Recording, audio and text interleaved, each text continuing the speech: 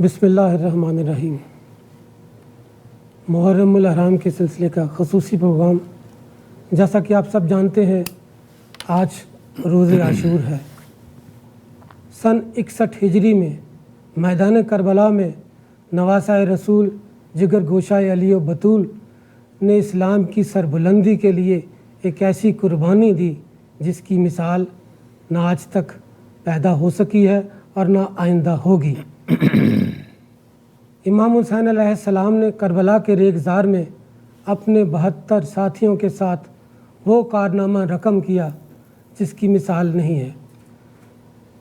ہمارے ساتھ اس پروگرام میں خصوصی طور پر شرکت کی ہے جناب مولانا امین جعفری صاحب نے۔ ہم ان کے شکر گزار ہیں کہ انہوں نے قیمتی وقت نکالا اور اس دن کی مناسبت سے ہمیں اپنے خیالات سے آگاہ فرمایا۔ سامعین، آج سے قریباً 14 صدیاں پیشتر سن 61 ہجری میں کربلا میں مولا امام حسین علیہ السلام نے جو ایک عظیم قربانی دی، جیسا کہ میں بتا چکا ہوں اس کی مثال ملنا مشکل ہے۔ کیا ہوا کہ حضور کی رحلت کے صرف 61 برس بعد ہی یہ صورتحال پیدا ہو گئی اور امام حسین کو یہ جو ہے ان حالات سے دوچار ہونا پڑا۔ میں قبلہ سے یہ پوچھنا چاہوں گا کہ بتائیے کہ آپ اس کے بارے میں کیا کہیں گے کہ جناب سرور کائنات نے جس نواسے کے بارے میں بار بار یہ ارشاد فرمایا، حسین منی و انا من الحسین، میں حسین سے ہوں، حسین مجھ سے ہے، یعنی نانے سے نواسا تو سمجھ میں آتا ہے، نواسے سے نانے کی سمجھ وہ ہم قبلہ سے پوچھیں گے۔ لیکن ایسے کیا حالات ہوئے کہ مولا امام حسین علیہ السلام کو ان حالات سے دوچار ہونا پڑا اور ان کے ساتھ یہ ظلم و ستم اور جو بربریت ہوئی وہ کیوں پیش آیا یہ واقعہ؟ جی مولانا۔ اعوذ باللہ من الشیطان الرجیم، بسم اللہ الرحمن الرحیم، وبہ نستعین، باسم رب الشہداء۔ غریب و سادہ و رنگی ہیں داستان حرم، غریب و سادہ و رنگی ہیں داستان حرم، نہایت اس کی حسین ابتدا ہے اسماعیل۔ شاعر مشرق، حکیم الامت، پاکستان کا خواب دیکھنے والی عظیم ہستی علامہ اقبال کے اس شعر میں ایک عجیب درد ہے، ایک داستان ہے۔ عاشورہ وہ روز ہے جس دن تمام انبیاء نے گریہ کیا، کائنات کی تمام مخلوقات گریہ کناں ہے۔ اس روز کے متعلق ہمیں جو احادیث ملتی ہیں، تاریخ میں جو دیگر انبیاء سے حتیٰ جو روایات ملتی ہیں عجیب و غریب ہیں کہ جناب نوح سے روایات ہیں، جناب آدم سے روایات ہیں، ہمارے پاس جناب موسیٰ سے روایات ہیں، جناب عیسیٰ علیہ السلام سے روایات ہیں کہ جو اس سرزمین سے گزرا، جناب ابراہیم سے ہمارے پاس روایات ہیں، جو اس سرزمین سے گزرا، پھر مولا کائنات امیر المومنین سے روایات ہیں، جو اس سرزمین سے گزرا اس نے وہاں ایسا محسوس کیا کہ یہاں تاریخ کا کوئی بہت بڑا سانحہ حادثہ ہونے والا ہے جو حق اور باطل کا معیار بنا دے گا کسی چیز کو۔ ہر سال جب یہ روز آتا ہے، ہر وہ شخص جو اسلام کو حق اور باطل کے تناظر میں دیکھتا ہے اور سمجھتا ہے، اس کا دل ایک عجیب سے ماحول میں فضا میں چلا جاتا ہے، چاہے اس کو پتہ بھی نہ ہو، دنیا کے کسی کونے میں بھی رہتا ہو۔ عزیزان محترم، آپ کا یہ سوال کہ 50+ ایئرز کے بعد یہ ایسا کیا ہوا کہ رسول اکرم آخری ہدایت کنندہ جو خدا کا پیغام زمین پر لے کر آئے، 1,24,000 پیغمبروں کے بعد 50 سال سے تھوڑے عرصے زیادہ میں یہ سانحہ ہوا، اور وہ خاندان جس کے لیے رسول فرماتے ہیں کہ آپ نے خود ماشاءاللہ فرمایا ہے کہ حسین منی، حسین مجھ سے ہے اور میں حسین سے ہوں، جی، جس کی ماں کے لیے رسول اکرم کھڑے ہو جاتے تھے احترام میں۔ جب رسول اکرم کھڑے ہو رہے ہیں تو اس کے معنی یہ نہیں ہے کہ رسول اکرم فقط احترام فرما رہے ہیں، یہ تمام انبیاء کو ریپرزینٹ فرما رہا ہے میرا نبی، بالکل سرور ان کے نواسے کو، اس ہستی کے بیٹے کو جناب سیدہ کے یہ کیا ہوا ہے، اس کے کئی تناظر ہیں، اس کے کئی ڈائمینشنز ہیں جن میں اس گفتگو کو آگے بڑھایا جا سکتا ہے۔ بہت اہم جو موضوع بنے گا وہ ہے حق اور باطل کی پہچان۔ خداوند متعال نے انسان کو زمین پہ بھیجا، اس کی ہدایت کے لیے انتظامات فرمائے، ان انتظامات میں جو سب سے بڑا مسئلہ ہے وہ شیطان اور انسان کا نفس ہے، جو اس کو ہمیشہ ہمیشہ کے لیے ڈیریل کرتا رہے گا، کنارے سے ہٹاتا رہے گا۔ یہ معاملہ رسول کی رحلت کے بعد بھی ختم نہیں ہوا۔ رسول اکرم جب دنیا سے گئے ہیں تو یہ ایک تلخ اور تکلیف دہ حقیقت ہے کہ اسلام کا جو سفینہ تھا وہ دو مختلف ڈائریکشن میں جانے لگا، سنک ہونے لگا ایک طرح سے کہیں۔ رسول کے دنیا سے جانے کے بعد، آنکھ بند کرنے کے بعد، امت اسلامیہ دو گروہوں میں بٹ گئی تھی، کیونکہ رسول کے نائب ہونے کے معاملے پہ اختلاف بنا تھا۔ ایک گروہ کا کہنا یہ تھا کہ رسول نے اپنی زندگی میں کوئی جانشین مقرر نہیں فرمایا تھا۔ دوسرا گروہ یہ کہتا تھا کہ نہیں، رسول نے واضح طور پہ مختلف مقامات پہ اپنا جانشین اور ان جانشینوں کا تسلسل بیان فرمایا ہے۔ یہ بنیادی طور پہ اختلافی نظریہ تھا، جو کہ آج وہ دو گروہ تھے اس زمانے میں، آج یہ گروہ 2 سے بڑھ کر 72 ہو چکے ہیں اور پلس میں بھی۔ جب رسول اکرم کی آنکھ بند ہوئی ہے، ان دو گروہوں کے درمیان اختلافات نے جڑ پکڑی ہے۔ اصلی قضیہ یہاں سے شروع ہوا تھا۔ ایک گروہ کا کہنا یہ تھا کہ رسول نے ہمیں کوئی اپنا نائب نہیں بتایا اور ہمیں خود چننا ہے، ہمیں خود منتخب کرنا ہے اپنی ہدایت کے لیے۔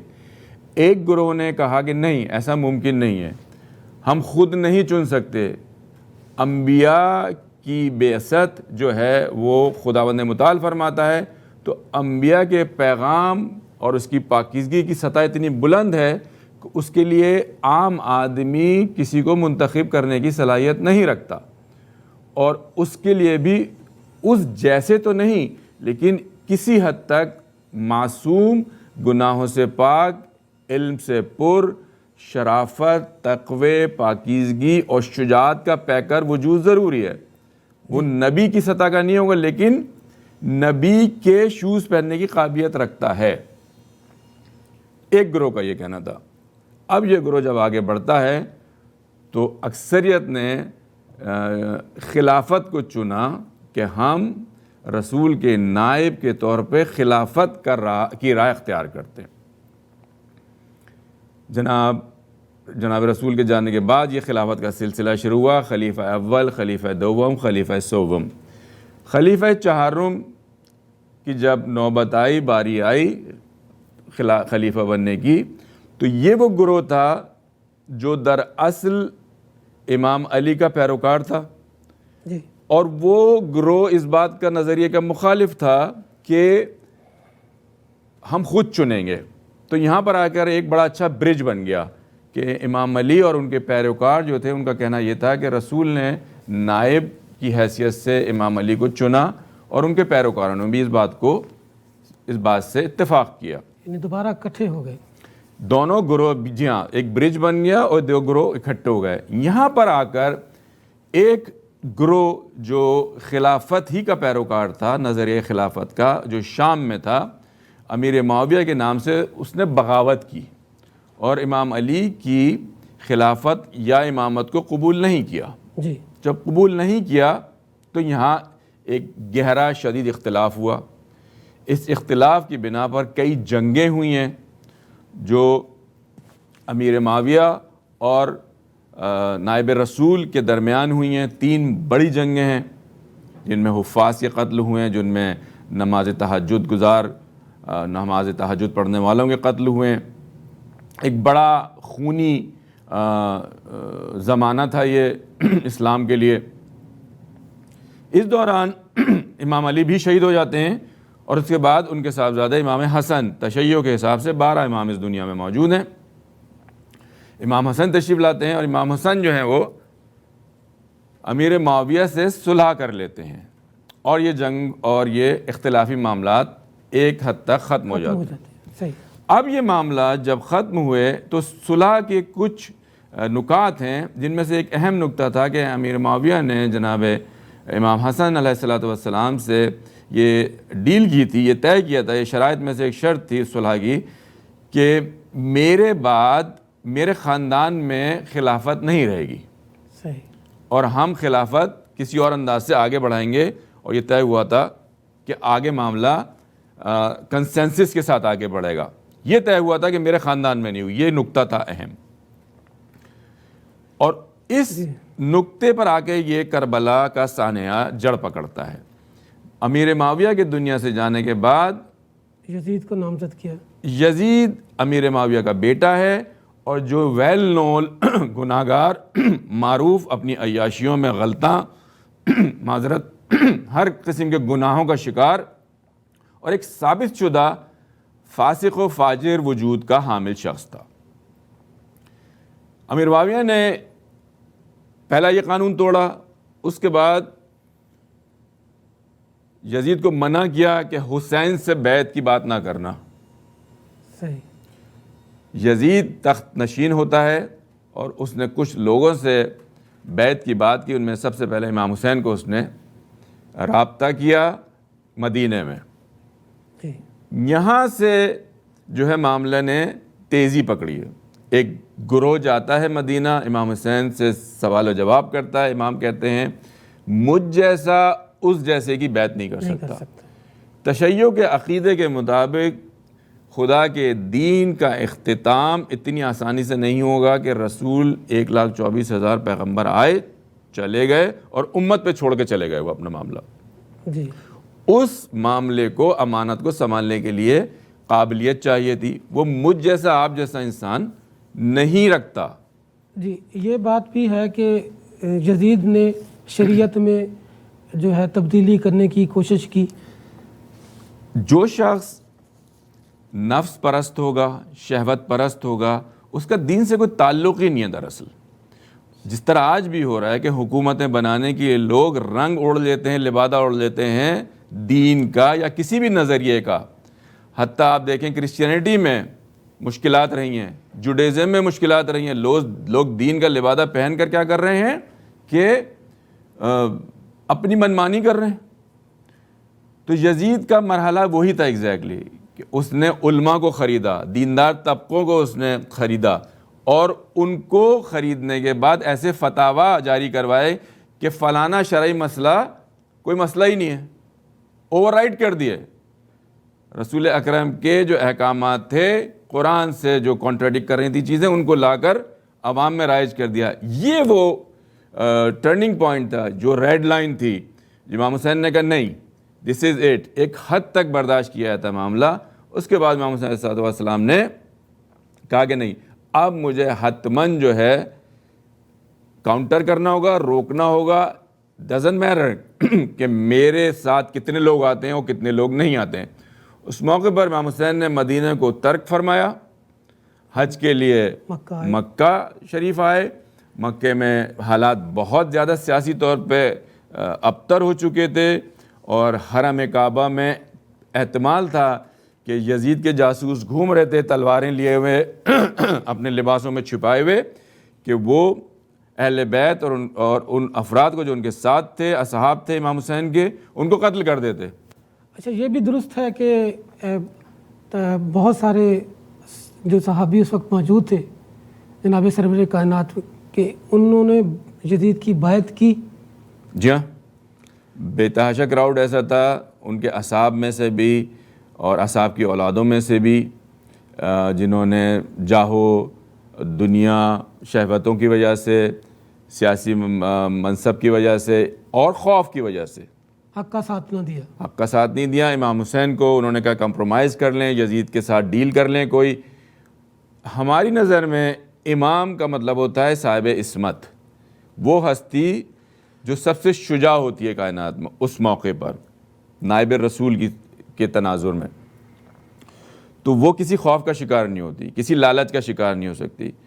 تو انہوں نے کہا نہیں، یہ میرا وظیفہ ہے، یہ میری ذمہ داری ہے، ورنہ جیسے اقبال نے فرمایا کہ اسلام کے دامن میں ہے اور اس کے سوا کیا، ایک ضرب ید اللہ ہی، ایک سجدہ شبیری، یعنی اسلام ڈیٹیل ہو جاتا، ٹریک سے اتر جاتا، برباد ہو جاتا اسلام. جی آپ نے بہت اچھی وضاحت کی. میں یہاں یہ بتاتا چلوں کہ مولانا مودودی جو کہ ایک بہت نون اسکالر ہیں اور جن کی بڑی دسترس ہے، جنہوں نے بڑی تفسیریں لکھی اور ایک ممتاز مقام رکھتے ہیں علماء کرام میں، ان سے کسی نے پوچھا کہ جی جب دوسرے صحابیوں نے حضرت یزید کی بیعت کر لی تھی تو حضرت امام حسین نے کیوں نہیں بیعت کی؟ تو ان کا جواب تھا کہ جب حسین نے بیعت نہیں کی تو دوسرے صحابیوں نے کی. سوال یہ بنتا ہے خدا کے نزدیک جو پسندیدہ دین ہے وہ دین اسلام ہے، ان الدین عند اللہ الاسلام. اور دین دیکھیں خواجہ معین الدین چشتی اجمیری رحمۃ اللہ علیہ جو بریلوی عقیدہ سے تعلق رکھتے ہیں، انہوں نے واضح کر دیا اپنی ربائی میں، جو شہرۂ آفاق ربائی ان کی ہے، کہ شاہ است حسین، بادشاہ است حسین، دین است حسین، دین پناہ است حسین، سر داد نہ داد دست در دست یزید، حقہ کے بنا لا الہ است حسین. تو حسین جو ہے وہ لا الہ کی بنیاد ہے. اور یہی وجہ تھی کہ امام علی مقام نے کربلا کے میدان میں یہ دیکھتے ہوئے کہ ان کے سارے ساتھی شہید کر دیے جائیں گے، ان کی آل کے اوپر ظلم ہوگا، لیکن وہ حق کے سامنے ایک سیسا پلائی ہوئی دیوار کی طرح قائم رہے. انہوں نے بتا دیا کہ جو دین میرے نانا نے آپ تک پہنچایا ہے اس کا اصل وارث میں ہوں. قبلہ یہ بتائیے گا کہ روز عاشور جو یہ بھی سنے میں آتا ہے کہ بہت سارا مناظر قدرت نے بھی گریہ کیا. میں آپ سے یہ سوال کروں گا، ہم یہاں پہ ایک نوحہ سنتے ہیں، آئیے ایک نوحے کی طرف چلتے ہیں. حسین حسین حسین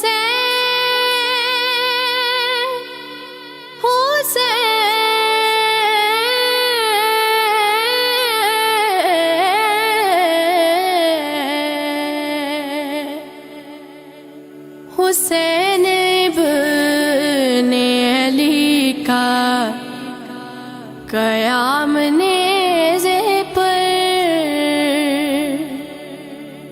حسین ابن علی کا قیام نیزے پر، کٹے گلے سے ہے کرتا، کٹے گلے سے ہے کرتا کلام نیزے پر، حسین ابن علی کا قیام نیزے پر.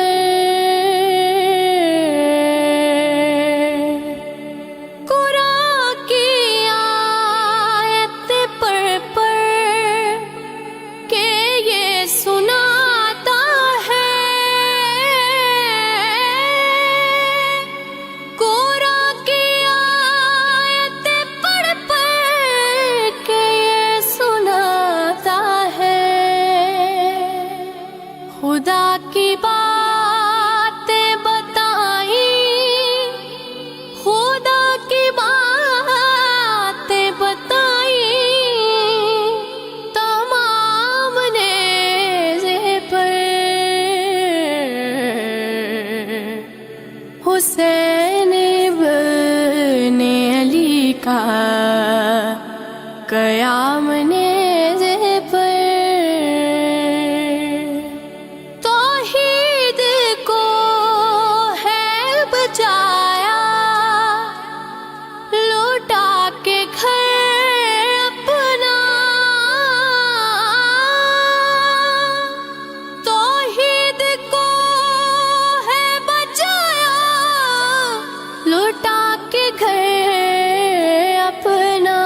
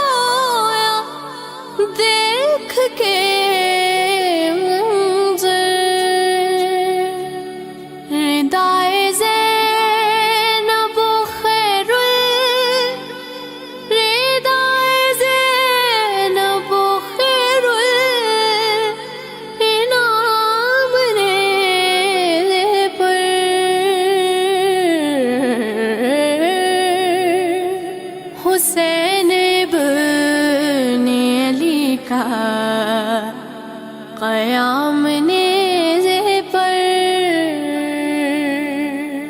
فضل حسین کے ماتم کی دے رہا ہے صدا، فضل حسین کے ماتم کی دے رہا ہے صدا، چڑھا دے دنیا حسینی، چڑھا دے دنیا حسینی، غلام نیزے پر حسین ابن علی کا قیام نیزے پر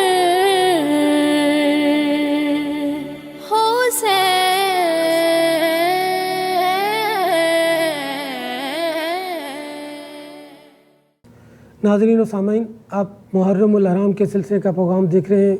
خصوصی پروگرام ساز و آواز کی وساطت سے آپ کی خدمت میں پیش کیا جا رہا ہے۔ ہم مشکور ہیں جناب ماجد جمال اور محترمہ عارفہ مظفر صاحبہ کا، جنہوں نے خصوصی طور پر یہ پروگرام ہمیں پیش کرنے کی اجازت دی۔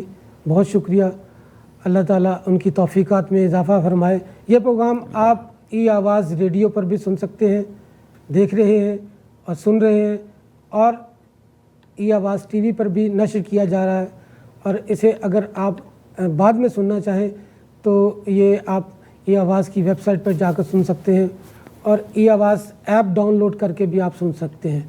تو میں نے قبلہ سے یہ سوال تھا میرا کہ بتائیے گا کہ کربلا کے میدان میں جب یہ معرکہ سر انجام دیا مولا نے، اس کے بعد اتنی مظلومیت مولا کے ساتھ ہوئی کہ اس پر مظاہر قدرت نے ماتم کیا، گریہ کیا۔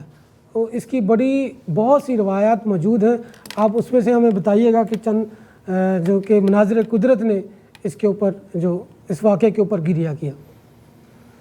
جی، انتہائی دردناک داستان۔ دیکھیں، ہمیں حدیث ملتی ہے رسول سے کہ مومن کے تصرف میں کائنات ہوتی ہے۔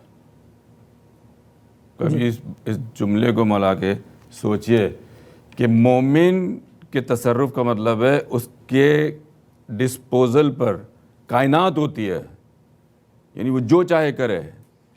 مومن کی بات ہو رہی ہے فقط۔ ہمارے حساب سے مومن سے بہت سپیریئر درجہ ہے امام وقت کا۔ تو جب مومن کے تصرف میں کائنات ہوگی تو امام وقت کے تصرف میں کیا کچھ ہوگا؟ یہ طے شدہ بات ہے۔ تو تمام نہ فقط انسانیت بلکہ امام وقت، نبی وقت، رسول وقت جو ہوتا ہے وہ تمام مخلوقات کا امام، رسول اور نبی ہوتا ہے۔ اس میں یہ نہیں ہوتا کہ وہ کسی مخصوص گروہ کا ہے، وہ ہر ہستی کو وہ گائیڈ کر رہا ہوتا ہے، چاہے وہ نبات ہو، چاہے پتھر ہوں، چاہے پرندے ہوں، چاہے حیوانات ہوں، چاہے انسان ہوں۔ اب جب کسی نبی کا خون ہوگا، اس پر ظلم ہوگا، تو جو تمام کائنات کی مخلوق ہے کیا اس پہ اثر نہیں ہوگا اس کا؟ بے شک ہونا چاہیے۔ منطقی بات یہ ہے۔ تو نبی کا نواسہ جب کارگاہ کربلا میں پیاسا ذبح کیا جا رہا تھا ظالموں کے ہاتھوں سے، تو تمام کائنات دیکھ رہی تھی اس عظیم سانحے کو، اس صابر عظیم کو دیکھ رہی تھی، اور وہ دیکھ رہی تھی کہ اس نوعیت کا صبر اس سے پہلے کہیں نہیں ملا۔ جو ہمیں تفسیر ملتی ہے جناب ابراہیم کے واقعے کی، جس کی سنت میں ہم عید الاضحیٰ مناتے ہیں، اس کے تناظر میں کہ ہم نے ریپلیس کر دیا اس قربانی کو ایک بڑی قربانی سے، تو کیا وہ بڑی قربانی ایک چھوٹا سا معمولی سا دمبا ہو سکتی ہے؟ نہیں، وہ ایک معصوم کی قربانی کی طرف اشارہ تھا۔ جب اقبال فرما رہے ہیں نا کہ غریب و سادہ و رنگی ہے نہایت اس کی حسن، تو اس حوالے سے کائنات کے ہر ذرے نے، ہمارے پاس ایک روایت ملتی ہے، ایک پرندہ ہے جس کو آپ سب پہچانتے ہیں، جس کو الو کہتے ہیں آج کے زمانے میں، اوول۔ جی یہ یورپ میں وزڈم کی نشانی کے طور پر جی دیا قبلہ، جاتا ہے. ہمارے پاس چھٹے امام سے ایک روایت ملتی ہے کہ سانحہ کربلا سے پہلے الو وہ محلوں میں اور بڑے بڑے روشن جگہوں پہ موجود ہوتا تھا. سانحہ کربلا کے بعد الو کی شخصیت تبدیل کی ہے خدا نے متعال. اس غم سے نڈھال ہو کر یہ پرندہ جس کو مغرب کہتا ہے کہ حکمت کی نشانی، وزڈم کی نشانی ہے، یہ پرندہ اب بیابانوں میں زندگی گزارتا ہے. اس طرح ہمیں دیکھیں گے کہ معصومین کے حرم مبارک میں آپ کو کبھی بھی ایسے حیوان نہیں ملیں گے، یعنی کوا نہیں ملے گا، چیل نہیں ملے گی، آپ کو پاکیزہ پرندے ملیں گے وہاں. یہ تصرف ہوتا ہے معصوم کا انسان اور دوسری مخلوقات پر. تو اس حوالے سے صرف اگر ہم اس پرندے کا ذکر کریں کہ جس نے ان محلوں میں رہنا چھوڑ دیا، سبزوں میں رہنا چھوڑ دیا، اور وہ صرف اجڑے ہوئے جگہوں بیابانوں میں زندگی گزارتا ہے. اور یہ بھی روایت ہے کہ جو یہ سرخی ہوتی ہے جی آسمان پر، یہ کربلا، واقعہ کربلا سے پہلے نہیں تھی. جی ہاں، جی ہاں، یہ بھی ہمارے بات ملتی ہیں کہ جس انداز سے آسمان سرخ ہوتا ہے، یہ ایک نوعیت کا گریہ ہے، ایک نوعیت کا نوحہ ہے. اور خداوند متعال نے ملائکہ کی ایک خاص فوج تیار فرمائی ہے جو کہ ہر وقت آپ اور میں تو 2 مہینے 8 دن محرم کر کے بھول جاتے ہیں مولا کو. خداوند متعال نے ملائکہ کی خاص مقدار میں فوج تیار کی ہے جو سارا سال 24/7 گریا کرتی امام حسین پہ. اور کچھ علماء نے اس گریے کو سنا ہے اپنی سماعت سے. تو یہ معاملہ فقط تشیع مسلمان سے مربوط نہیں ہے، یہ معاملہ حق اور باطل کی جنگ ہے. تو جو بے زبان پرند و چرند ہیں ان کو جب یہ درک ہوا کہ ان کا امام، ان کا نبی قتل ہو رہا ہے، اس پر ظلم ہو رہا ہے، تو حتماً ان پر اثر ہوا اس کا، اور دنیا میں ایک عجیب سی آسودگی آ گئی اس کے بعد سے. اور میرا اگلا سوال یہ ہے کہ ہمیں صحافتہ کی کتابوں میں ملتا ہے، جیسے جامعہ ترمذی میں ہے، بخاری میں ہے، اور مختلف کتابوں میں، کہ جناب سرور کائنات نے اس دن کی پیشگوئی فرما دی تھی. بلکہ وہ بڑی مشہور روایت ہے جناب ام سلمہ سے، وہ ذرا اس کے بارے میں آپ بتائیے گا کہ جب واقعہ کربلا ہونا تھا، رسول اکرم ایک مرتبہ نیند سے بیدار ہوئے اور آپ گریہ فرما رہے تھے. جی تو جناب ام سلمہ اس وقت رسول اکرم کے ہمراہ تھیں. انہوں نے پوچھا، اے رسول اعظم، آپ گریہ کیوں فرما رہے ہیں اس موقع پہ؟ تو رسول نے اپنی مٹھی میں ایک خاک تھی، وہ جناب ام سلمہ کو دی، کہا کہ اس کو رکھ لو، یہ خاک ایک دن سرخ ہوگی. تو انہوں نے پوچھا یہ کیوں خود سرخ ہوگی، قضیہ کیا ہے اس کے پیچھے، آپ کیا کہنا چاہ رہے ہیں؟ بتایا کہ میرا نواسہ حسین کربلا میں پیاسا قتل ہوگا اپنے خاندان کے ساتھ، میرے دین کی حفاظت کرتے ہوئے. اسی نوعیت کی اور بھی احادیث ہمیں ملتی ہیں. مسند احمد حنبل میں روایت ہے کہ پروردگار رسول اکرم فرما رہا ہے، میں حسین کو دوست رکھتا ہوں، تو اسے اور اس کے دوستوں کو دوست رکھنا. اسی طرح ہمارے پاس مسند احمد سے ایک اور روایت ہے کہ حسین مجھ سے ہے اور میں حسین سے ہوں. یہ بات انتہائی ڈیپ ہے. جی حسین مجھ سے ہے تو بات بنتی ہے کہ میرا نواسہ ہے، میری بیٹی کا بیٹا ہے، وہ تو ایک بایولوجیکل کنیکشن، میں حسین سے کیسے ہوں؟ یہاں سمجھنا بہت اہم ہے اس بات کا کہ رسول جب آتا ہے دنیا میں تو حق کا پرچار کرنے کے لیے آتا ہے، باطل کو ختم نابود کرنے کے لیے آتا ہے. اب جو بھی حق کے ساتھ رہے گا، باطل کے اگینسٹ رہے گا، وہ رسول سے اس کا رابطہ ہے. تو رسول اکرم نے فرمایا کہ حسین مجھ سے، میں حسین سے، میرا اور حسین کا جو رابطہ ہے، جو کنیکشن ہے، وہ حق ہے اور باطل کی مخالفت ہے. اسی طرح ہمیں ایک روایت ملتی ہے ترمذی سے، میرے تمام گھرانے میں سب سے زیادہ محبوب مجھے حسن اور حسین ہیں. تو جان محترم، جب اس کو ہم دیکھتے ہیں کہ مولا حسین کا مقام اور مرتبہ کائنات میں اتنا یونیک کیوں ہے، اصل معاملہ حق اور باطل ہے. بالکل. خدا کے پیغام کے لیے کبھی کمپرومائز نہیں کرنا، چاہے جتنی بڑی حکومت سامنے ہو، جتنی فوجیں سامنے ہوں، آپ کی مقدار تعداد جتنی چھوٹی ہو، آپ کے وسائل جتنے محدود ہوں، آپ کے پاس کوئی اصلاح نہ ہو، کوئی لڑنے والا نہ ہو. لیکن دیکھیں آپ، ایک طبقہ جو یہ کہتا ہے کہ یہ شہزادوں کی جنگ تھی، اس طبقے میں بھی کوئی اپنے بچے کا نام آج تک یزید رکھنے کے لیے راضی نہیں ہوگا. صحیح. مستقل ان دشمنوں، صدام حسین جو تشیع کا دشمن گزرا ہے، اس کے اپنے نام میں لفظ حسین شامل ہے، اپنا نام بھی یزید رکھتا. تو حق اور باطل کی جنگ میں یہ جو بڑے کردار ہیں، ان میں سے حسین علیہ السلام کا کردار، ان کا مقام اور مرتبہ انتہائی یونیک ہے، جس کو رسول اکرم نے کانسٹنٹلی اور دیگر انبیاء نے بھی اس کا ذکر فرمایا ہے. بہت شکریہ، آپ نے بہت اچھے طریقے سے وضاحت فرمائی. تو آئیے ایک اور نوحہ سنتے ہیں، اس کے بعد پھر پروگرام میں اسی طرح مولانا سے مستفیض ہوتے رہیں گے. بہت شکریہ. یہ پروگرام آپ دیکھ رہے ہیں ای آواز ٹیلی ویژن پر اور ای آواز ساز و آواز ریڈیو پر، اور آپ اس کے دو ایپ پہ بھی سن سکتے ہیں. اور یہ پروگرام جو ہے یہ بعد میں بھی آپ ہماری ویب سائٹ پہ اس کو دیکھ سکتے ہیں. آئیے نوحے کی طرف چلتے ہیں.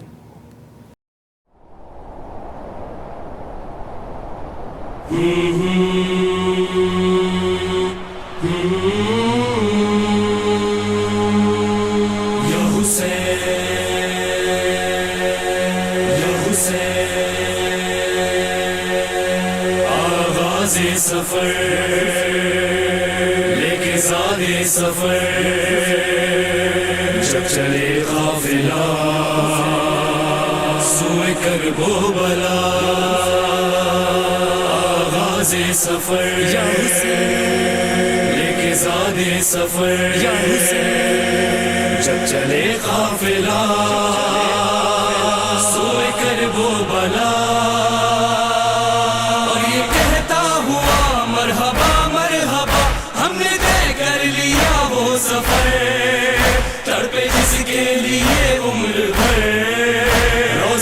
شہ پہ تیرے نظر بڑے عظیم خم کر کے سر، دل سے نکلے صدا یا حسین،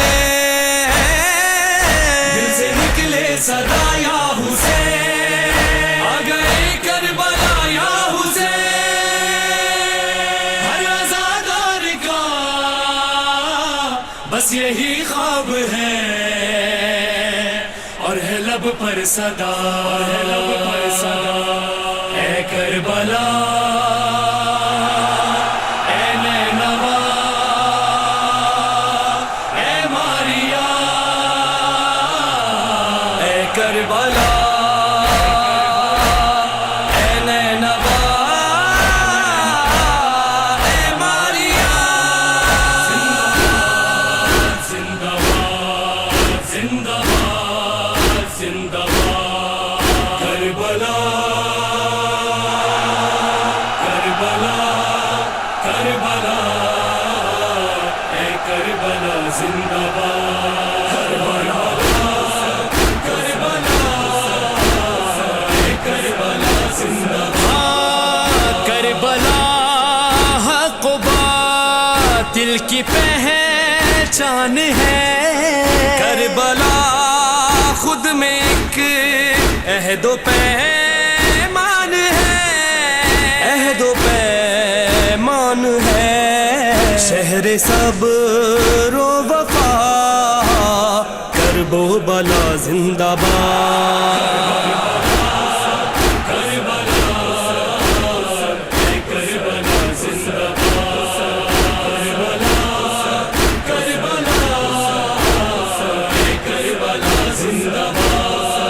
ہر عزادار کے دل کی ہے یہ دعا، میرے مولا بلا لے مجھے کربلا، ہاں مجھے کربلا. سن لے بہر خدا اے نا خدا زندہ باد.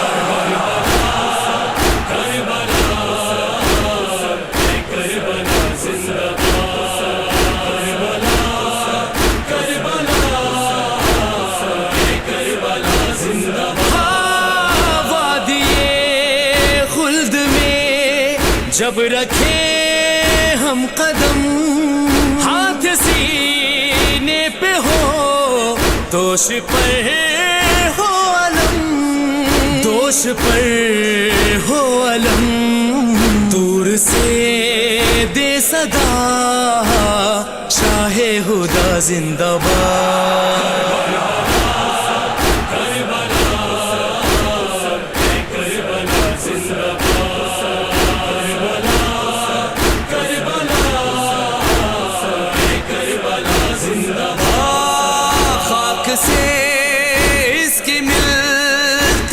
سب کو شفا لا دوا کو دکھاتی ہے یہ معجزہ ہاں یہ ہے معجزہ ہر مرض کی دوا خاک شفا زندہ باد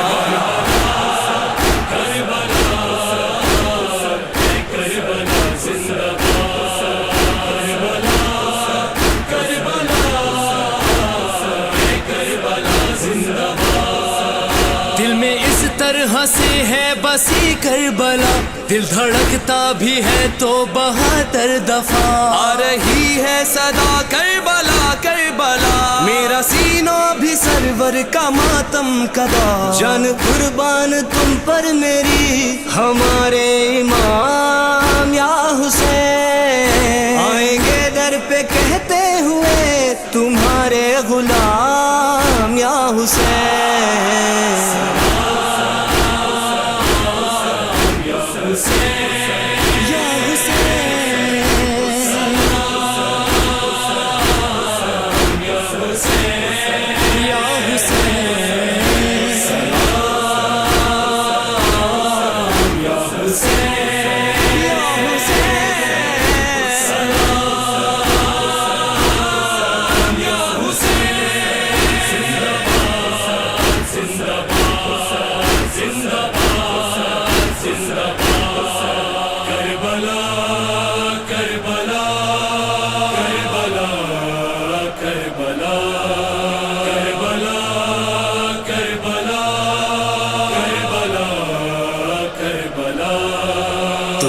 دیکھا ہے کیا کچھ بتا کربلا روزے عاشور کیا کیا ستم ہو گیا میری آواز پر کربلا نے کہا دل سنبھالو سناتی ہوں میں واقعہ شہن ظالم سے انکار بیعت کیا اور پھر ظلم کا کارواں چل دیا صبح عاشور اکبر نے دی جب اذان آفتاب شہادت طلوع ہو گیا دشت میں ظلم کی چل پڑی آندھیاں قتل ہونے لگے بوڑھے بچے جوان جان دیتے رہے شاہ کے جان خون روتے تھے ابن شہ ذوالفقار لاش پر لاش شبیر لاتے رہے اور حال اپنی ماں کو سناتے رہے رن میں آنو محمد بھی مارے گئے ایک ایک کر کے شہر کے سہارے گئے لاش قاسم کی پامال کر دی گئی خون سے میری زمین لال کر دی گئی کائنات وفا خون میں تر ہو گئی غم میں عباس عباس کے غم کمر ہو گئی. قلب اکبر میں نیزہ اتارا گیا، تیر اصغر کی گردن پہ مارا گیا. پھر اٹھا کر چلا ذوالفقار علی، توڑ کر ساری زنجیر وہ صبر کی.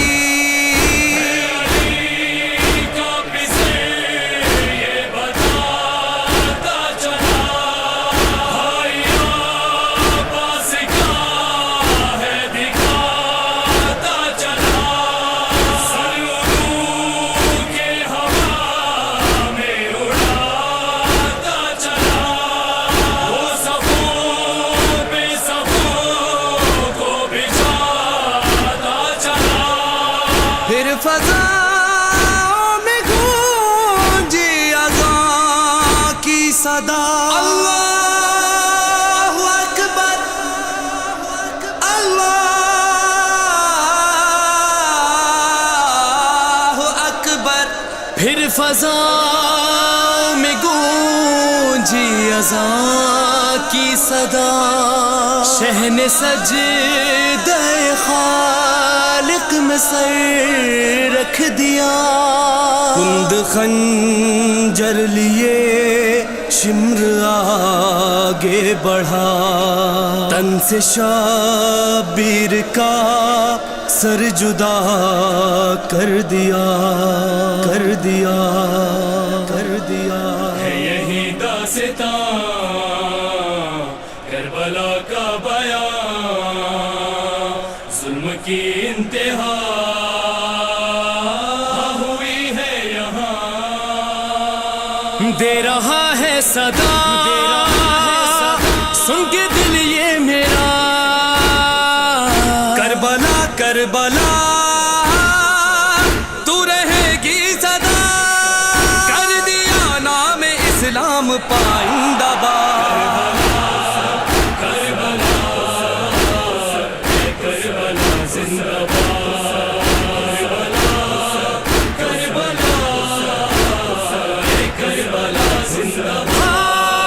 دل یہ کہتا ہے آصف سرے انجمن، نوح مل کر پڑھیں گے جو جعفر حسن، مل کے جعفر حسن.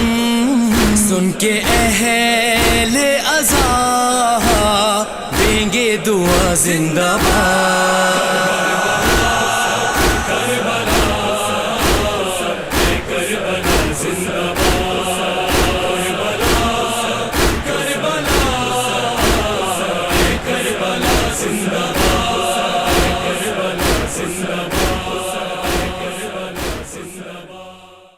پانی سے 3 روز ہوئے جس کے لب نہ تر، تیگ و تبر کو سونپ دیا جس نے گھر کا گھر. جو کٹ گیا ضمیر کی عزت کے نام پر، ذلت کے آستاں پہ جھکایا مگر نہ سر. لی جس نے سانس رشتہ شاہی کو توڑ کر، کلائی موت کی رکھ دی جس نے مروڑ کر. ہم ذکر کر رہے ہیں جناب سید الشہداء مولا امام حسین علیہ السلام کا. یہ خصوصی پروگرام یوم عاشور کے حوالے سے ای آواز ٹی وی اور ای آواز ساز و آواز ریڈیو پر آپ سن رہے ہیں. میرے ساتھ ہیں مولانا امین جعفری صاحب.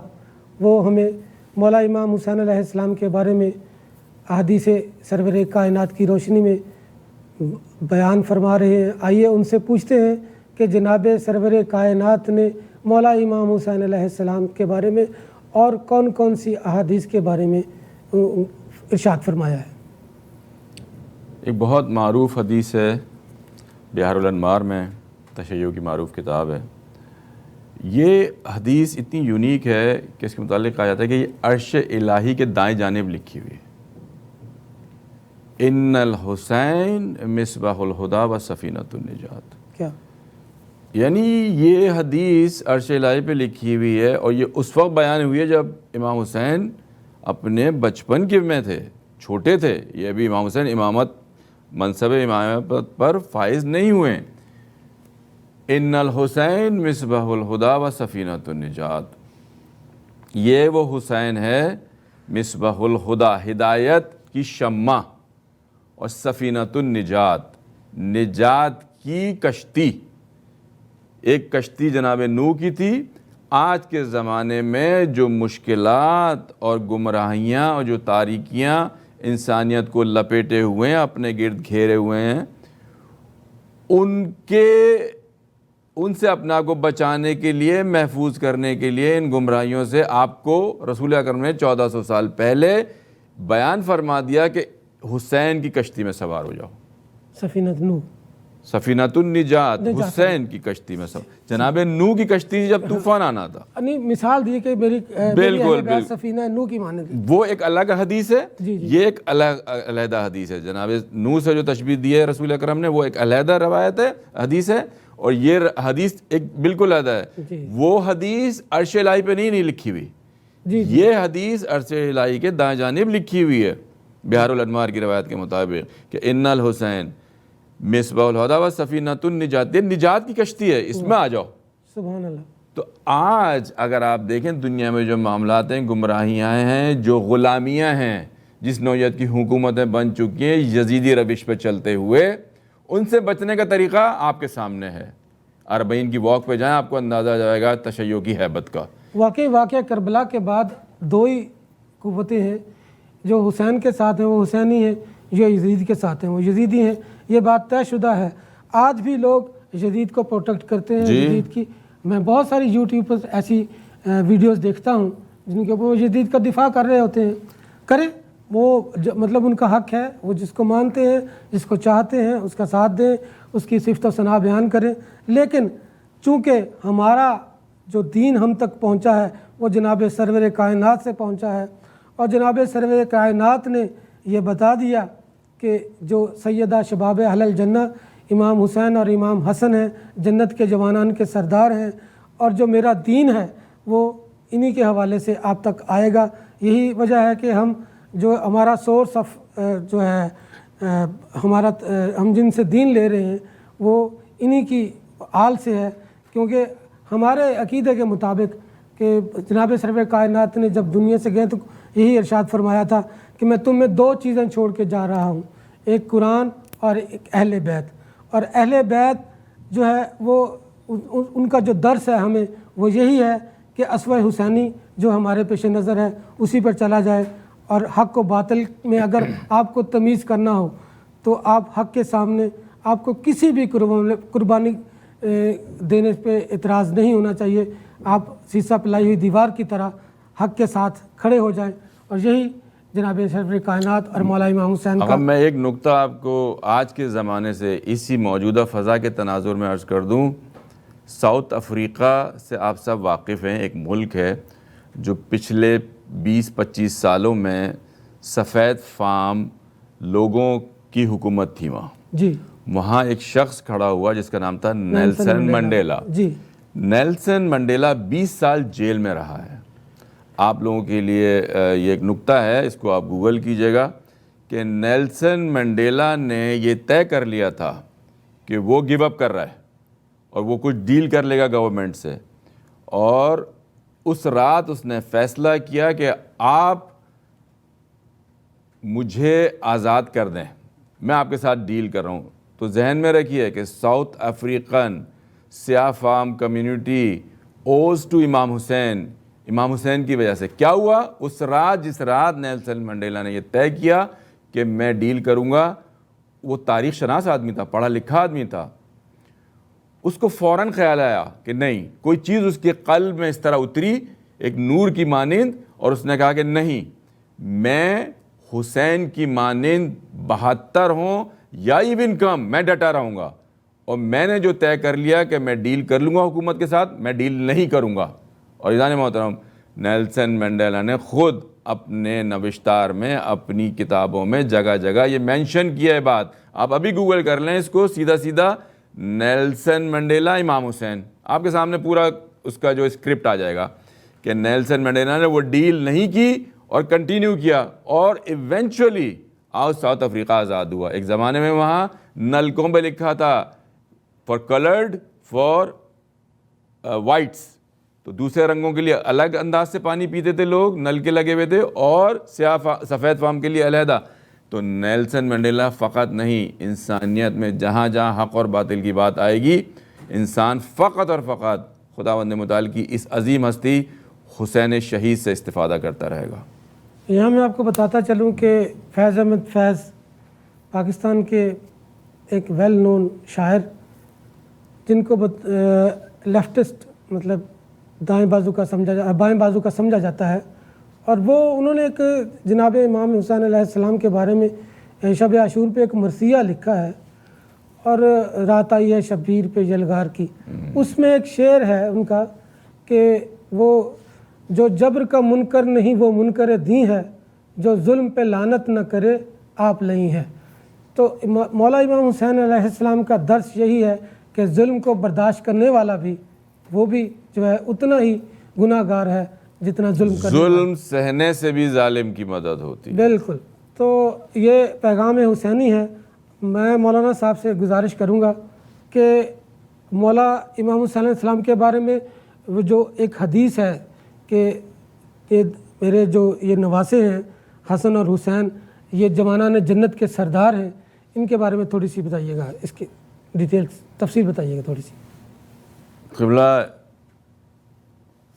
جو محبت, جو توجہ, جو عشق رسول اکرم کا ان دو ہستیوں سے ہے, وہ کسی کے ساتھ نہیں ہے.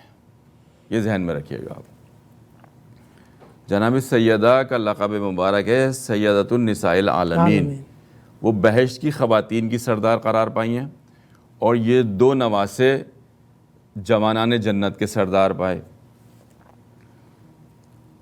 اس میں ایک نکتہ بڑا جو عجیب و غریب نظر آتا ہے, وہ یہ ہے کہ کچھ اسلام کے فرقے یہ سمجھتے ہیں کہ یہ جنگ جو تھی دو شہزادوں کی جنگ تھی. جی, یہ پاور اسٹرگل تھی, اور دونوں جانب اصحاب تھے موجود. بالکل.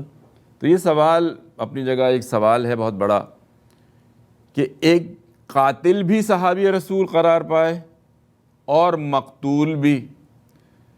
اگر قاتل صحابی رسول ہے اور حق پر ہے سپوزٹلی,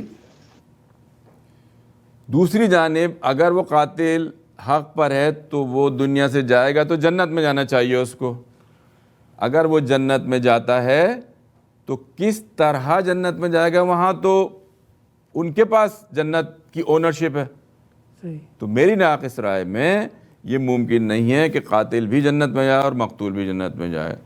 تو رسول اکرم کا بیان مبارک واضح کر دیتا ہے اس بات کو کہ یہ دو جو ہیں یہ مالک ہیں جوانان جنت کے. سامعین, آپ پروگرام سن رہے ہیں محرم الحرام کے سلسلے کا اسپیشل پروگرام عاشور کے حوالے سے. یہی وجہ ہے مولانا کہ آج آپ کربلا جائیں تو دیکھیں گے وہاں کتنی تعداد میں لوگ شرکت کرتے ہیں, پوری دنیا سے. اتنی حج کے موقع پر وہاں پہ لوگوں کی تعداد نہیں ہوتی جتنی کربلا میں ان دنوں میں ان ایام میں ہوتی ہے. تو یہ محبت حسین کا تقاضا ہے. یہ اس پروگرام میں ہم آپ کو لے کے چلیں گے ابھی کربلا سے ہمیں جوائن کریں گے جناب آصف رضا صاحب. وہ بتائیں گے کہ وہاں پہ کیا اس وقت جو ہے وہ مناظر ہیں کربلا کے. ہمارے محترم جناب سید آصف رضا ہمیں کربلا سے لائیو جوائن کر رہے ہیں. آئیے ان سے گفتگو کرتے ہیں. السلام علیکم. جی وعلیکم السلام زہیر بھائی. اور جیسا کہ آپ دیکھ سکتے ہیں ہم اس وقت حرم امام حسین میں ہیں, اور یہاں پہ جنگ غفیر ہے. سب مومنین آئے ہوئے ہیں پرسہ دینے امام حسین کو, ان کے خانوادے کا, اور جو رسول کی فیملی کے ساتھ جو ظلم ہوا, بربریت ہوئی, ٹیررزم ہوا 1400 سال پہلے, وہ آج پوری دنیا میں بڑی جوش اور عقیدت کے ساتھ منایا جاتا ہے. اور خاص طور پہ لوگ آ کے امام حسین کے حرم میں, یہاں پر بھی اس وقت 3 سے 4 ملین کا وہ بتایا جا رہا ہے تخمینہ کہ ہے رش. اور آپ جیسے دیکھ رہے ہوں گے نیچے, یہ حرم کے اوپر سے ہم دے رہے ہیں, اور نیچے یہاں پر یہ اور میں آپ کو تھوڑا دکھاتا چلوں کہ کس طریقے سے یہاں پر نیچے لوگ پاؤں پھیرنے کی جگہ نہیں ہے، اور باہر بھی اسی طرح کا رش ہے. اور ای آواز چینل کا کئی ذریعے یہ اس قسم کی چیزیں دکھائی جا سکتی ہیں جو لائیو آپ دیکھ رہے ہیں. تھوڑا سا کیمرے کے معذرت چاہتا ہوں کہ آپ لوگوں کو یہاں کیمرہ پروفیشنل کیمرہ نہیں ہے، لیکن بہرحال جتنی کوشش ہو سکتی ہے آپ کے لیے کوشش کرتی ہے. اس کے علاوہ آج ہمارے ساتھ ایک عالم دین بھی ہیں ادھر، ہم ان سے بھی آپ کی معلومات کراتے ہیں اور ان سے کہیں گے کہ وہ کچھ تھوڑا سا ہمارے لیے کہیں. یہ ایک پہلے مولانا امین جعفری کے پاس چلتے ہیں، تھوڑے سے آج کے دن کے حوالے سے، پھر واپس آپ کے پاس آتے ہیں. ایک ایسی سرزمین پہ آپ ماشاءاللہ اس وقت موجود ہیں اور ہمارے لیے شرف ہے کہ آپ سے رابطہ ہو رہا ہے. نواسۂ رسول، شہزادی کونین، رسول اکرم، ان کو پرسہ دینا ایک شرف ہے. ہر آدمی کو یہ شرف نصیب نہیں ہوتا. رسول فرماتے ہیں کہ اگر کسی کو ظلم کے خلاف آواز اٹھانی ہے تو کم سے کم کوشش یہ ہے کہ دل سے برا سمجھا جائے، اس کے بعد کچھ زبان سے کیا جائے، اور جو سب سے بڑا مرحلہ ہے وہ اپنے پورے وجود سے. تو آپ ماشاءاللہ اس وقت زمین کربلا پہ موجود ہیں، اپنے بچوں کو، اپنے خاندان کو یہاں چھوڑ کر. اکثر میں نے محسوس کیا کہ آپ ایک گہرے عاشق حسین ہیں. نہ جانے کس طرح الحمدللہ تمام زنجیروں کو توڑ کے دنیا جہان کی آپ ان دنوں میں وہاں پہنچ جاتے ہیں. اور جو فضا ہوتی ہے، ہمارے پاس ایسی روایات موجود ہیں کہ ملائکہ 24 گھنٹے ہر لحظہ وہاں پر گریہ گناہ ہوتے ہیں، گریہ کر رہے ہوتے ہیں مولا امام حسین ان کے پیاسے ساتھیوں پر جو قتل کیے گئے اس سرزمین پر. اس سرزمین پر اس موقع پر انبیاء تشریف لاتے ہیں اذان محترم، اور آپ کے لیے الحمدللہ ایک شرف ہے، اور ہمارے لیے شرف ہے کہ آپ نے ہمیں اس طرح زیارت کروائی لائیو انداز میں، ورچولی صحیح، کہ ہمارا قلب اسی انداز سے دھڑک رہا ہے. دل چاہتا ہے کہ ہم بھی پہنچ جاتے، لیکن دنیا کی زنجیروں نے ہمیں باندھا ہوا ہے یہاں پر. ایک شرف ہے. انشاءاللہ تعالی خاک شفا کے صدقے میں، مولا عباس کے کٹے ہوئے بازوؤں کے صدقے میں آپ کی حاضری انسانیت کو ان تمام مشکلات سے دور کرے، آپ کی زیارت کو اس طرح قبول فرمائے کہ آپ روز محشر شہزادی کونین کے ساتھ محشور ہوں، اور ہم سب انشاءاللہ تعالی اسی انداز سے، جس انداز سے مولا کو یہاں یاد رکھتے ہیں اس دنیا میں، ان کے ہمراہ ہو سکیں. خدا آپ کی زیارت کو قبول فرمائے. ہمیں بھی یقیناً اپنی دعاؤں میں مولا سے جس وقت آپ زری کے نزدیک جائیں، مولا عباس کے بدن مبارک اور ان کے حرم پر جائیں، حرمین کے دوسری جانب، تو ہمیں بھی یاد رکھیے گا، جی ٹی اے کی کمیونٹی کو بھی یاد رکھیے گا. آپ کے بہت خدمات ہیں یہاں پر. خدا آپ کی توفیقات میں انشاءاللہ اضافہ فرمائے. برادر آصف. جی آصف بھائی بہت شکریہ.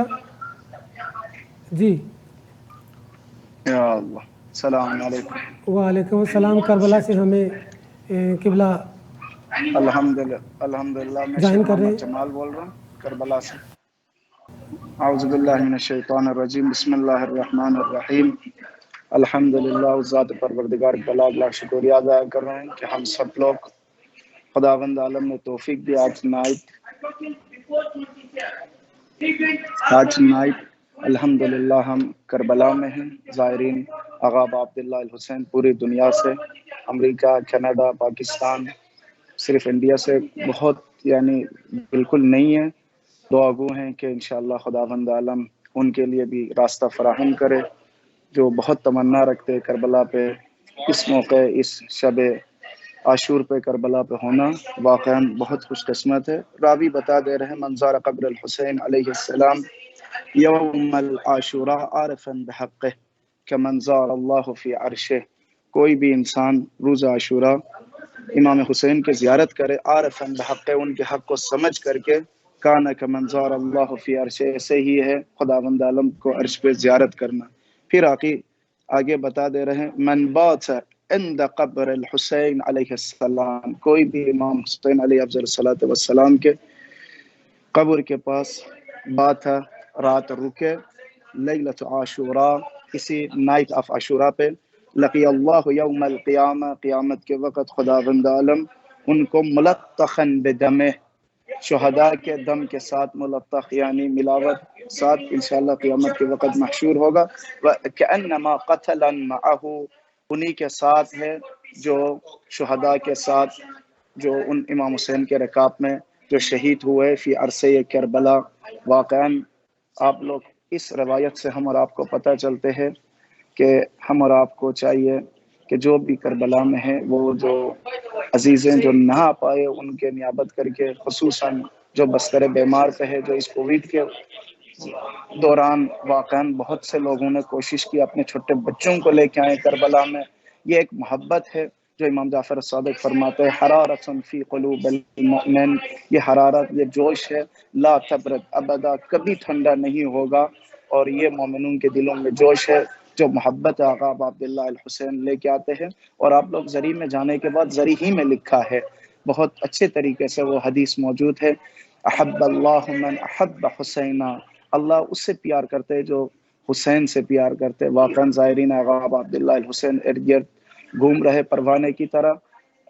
میں دعا گو ہوں کہ جو بھی حاجت مند ہے ان کی حاجتوں کو پورا فرمائے. الحمدللہ بہت خوشی ہوئی کہ آپ لوگوں کو آپ نے ہمیں وقت دیا. آپ لوگ بھی ان سے ریکویسٹ ہے کہ ہمارے لیے بھی دعا کرے کہ اچھے طریقے سے زیارتوں اور اعمالوں کو بجا لانے کی توفیق عطا فرمائے. بہت شکریہ، جزاک اللہ.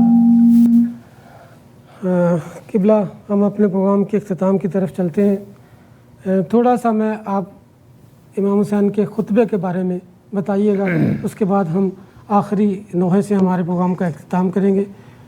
خطبہ امام حسین کے بارے میں جو انہوں نے عصر عاشور میدان کربلا میں دیا. جی، کربلا کی داستان مدینہ سے شروع ہوئی. امام حسین جب مکے سے حج کو تبدیل کیا عمرے میں اور اب کربلا کی جانب رواں دواں ہوئے، تو مولانا درمیان میں بہت مواقع پر امت کو پیغامات دیے ہیں، بہت مواقع پر مولا ٹھہرے ہیں اور مختلف گروہوں سے گفتگو فرمائی ہے کہ مجھے قتل نہ کرو، میرے پیغام کو سمجھو اور باطل کو سمجھو کہ وہ کیا چاہ رہا ہے تم سے. تو مولانا کئی مواقع پر جتنے حجت خدا آپ کو ہمیشہ چاہتی ہے کہ آپ اپنے ہاتھوں کو خون سے نہ رنگیں. صحیح. تو جنگ عصر کے وقت جب شروع ہوئی ہے مولا کی یزیدی افواج سے، تو اس موقع پر امام نے حجت تمام فرمائی ہے، اور اس موقع پر امام نے گفتگو فرمائی ہے اشقیاء سے، اور وہ گفتگو خطبات کی شکل میں. ہمارے پاس 2 خطبات ہیں. عاشورہ کے دن امام کی ایک پہلی تقریر ہے اور ایک دوسری. تو امام اپنے لشکر کی تنظیم و ترتیب کے بعد گھوڑے پر سوار ہوئے اور اپنے خیموں سے کچھ دور گئے، اور عمر ابن سعد کے لشکر سے خطاب کرتے ہوئے بلند آواز میں فرمایا. ان کو ایک اور وارننگ دی،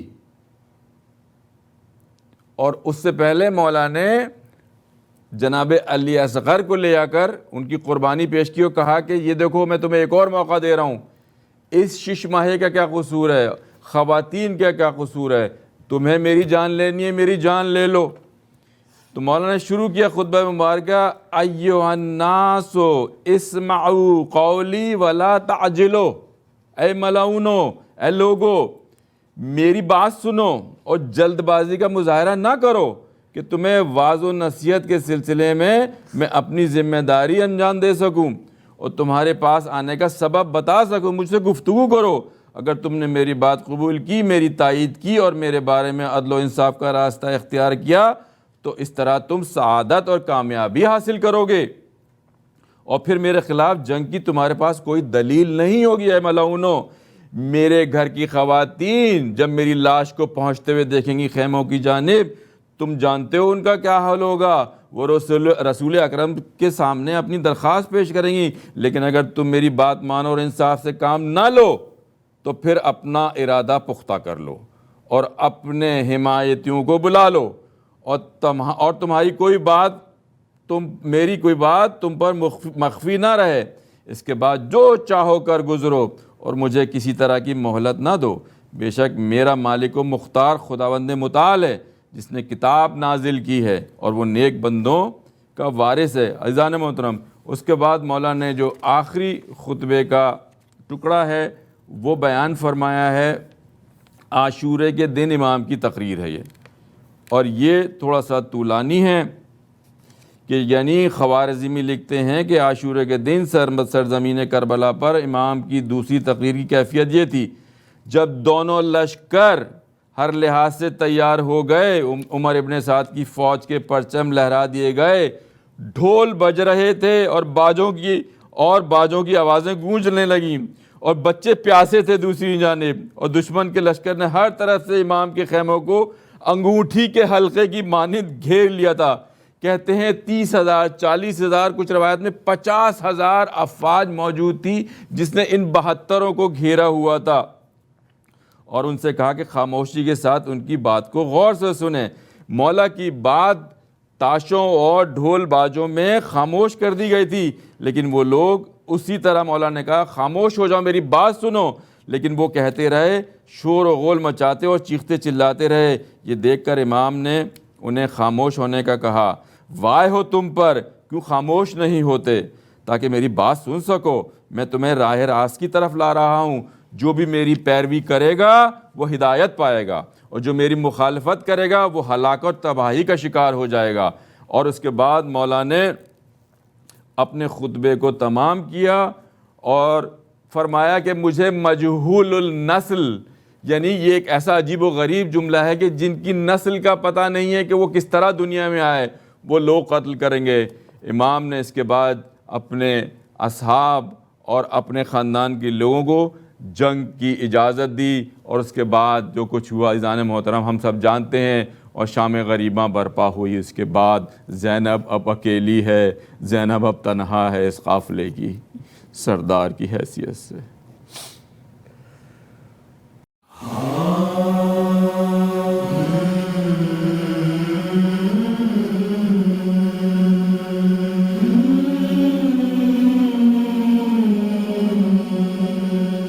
ہائے قیامت کا ہے سما، ہائے قیامت کا ہے سما، چھانے لگی شام غریباں،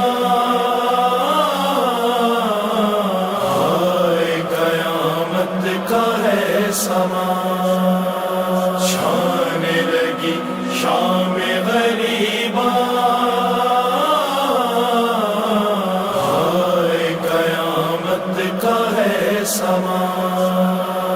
خیمہ سادہ سے اٹھا دھواں، خیمہ سادہ سے اٹھا دھواں، ہائے قیامت کا ہے سما، چھانے لگی شام غریباں، ہائے قیامت کا ہے سما۔ ڈھل گیا دن ختم لڑائی ہوئی، موت کی خاموشی ہے چھائی ہوئی، چاک گرے بان خدائی ہوئی، خاک بسر فاطمہ جائی ہوئی، لرز زمیں کانپ اٹھا آسمان، ہائے قیامت کا ہے سما، چھانے لگی شام غریباں، ہائے قیامت کا ہے سما۔ مادر اکبر کا جب حال ہے، دیتا ہے جب کوئی تسلی اسے، کہتی ہے دل تھام کے روتے ہوئے، کھو گئے اس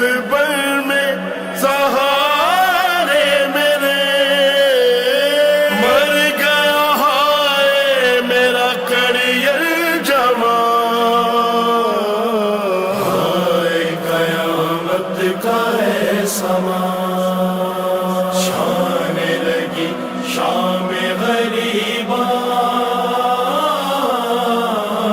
ہائے قیامت کا ہے سما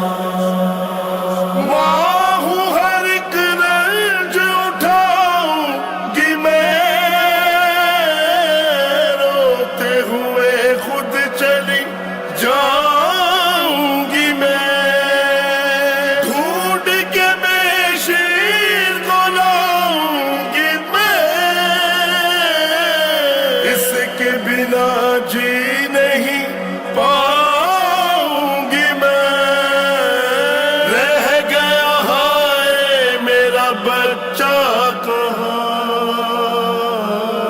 ہائے قیامت کا ہے سما چھانے لگی شام غریبا ہائے قیامت کا ہے سما